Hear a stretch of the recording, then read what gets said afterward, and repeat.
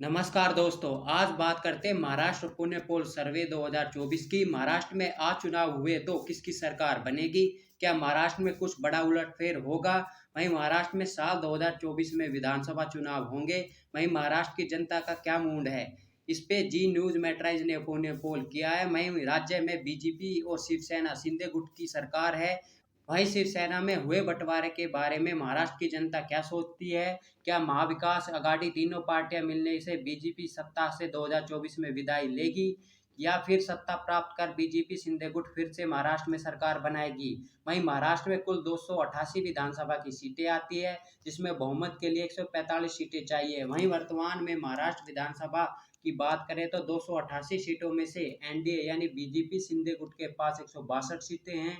वहीं महाविकास अघाड़ी के पास 121 सीटें हैं। अदर्स के पास यहाँ 5 सीटें हैं। वहीं सर्वे के मुताबिक राज्य के मुद्दे क्या होने वाले हैं, तो विकास जो सबसे बड़ा मुद्दा होगा महाराष्ट्र की जनता के लिए। वहीं रोजगार को दूसरे नंबर पर सबसे ज्यादा 22% वोट मिला है। वहीं किसान के मुद्दे को 14%, वहीं महंगाई के मुद्दे को 9%, भ्रष्टाचार के मुद्दे को 6%, वहीं कानून व्यवस्था को 5%, वहीं अन्य मुद्दे को 16% जनता कह रही है कि महाराष्ट्र के ये मुद्दे होंगे।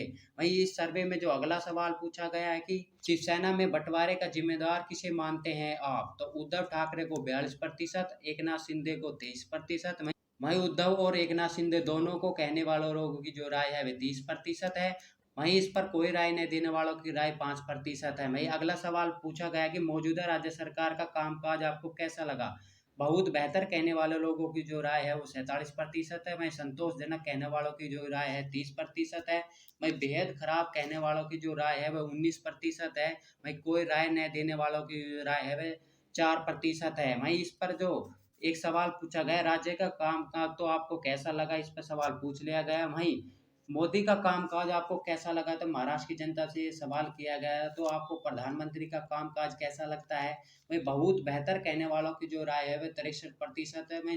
वही संतोषजनक कहने वालों की जो राय है वह 21% में, बेहद खराब कहने वालों की जो की राय है वह 16% है इस सर्वे की माने तो।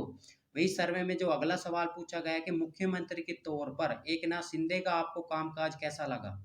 वहीं बहुत बेहतर कहने वालों की जो राय है वह 51% है। वहीं संतोषजनक कहने वालों की जो राय है वह 27% है।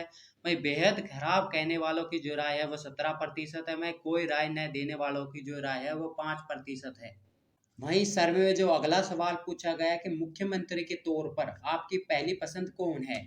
एकनाथ शिंदे को 26% जनता कहती है कि वह हमारी पहली पसंद है। वहीं 23% जनता देवेंद्र फडणवीस के नाम लेती है। वहीं उद्धव ठाकरे के नाम पर 11%, वहीं कांग्रेस के अशोक चौहान को 9%, वहीं एनसीपी के अजित पवार को 7%, वहीं अन्य चेहरे को 24% जनता पसंद करती है। वहीं इस सर्वे में जो अगला सवाल पूछा गया कि 2019 में शिवसेना का कांग्रेस और एनसीपी के साथ जो गठबंधन हुआ था वह गलत था या सही था?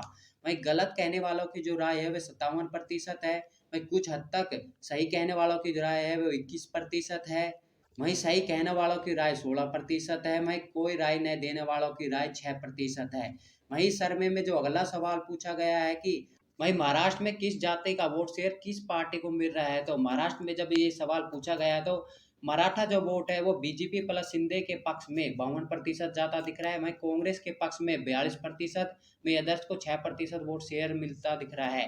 वहीं OBC vote BJP plus Shinde को 48% मिलता दिख रहा है। वहीं कांग्रेस यानी महाविकास अघाड़ी के पक्ष में 40%, में अदर्स को 12% वोट शेयर मिलता दिख रहा है। वहीं सवर्ण हिंदू की जाति की बात करें तो बीजेपी प्लस शिंदे को 54% वोट शेयर मिल सकता है। वहीं कांग्रेस महाविकास अघाड़ी को 32%, अदर्स को 14% वोट शेयर मिल सकता है। वहीं एससी वोट की बात करें तो बीजेपी प्लस के खाते में 42%, वहीं कांग्रेस महाविकास अघाड़ी के पक्ष में 46% वोट शेयर जा सकता है। वहीं अदर्स को 12% वोट शेयर मिलता दिख रहा है सर्वे की माने तो।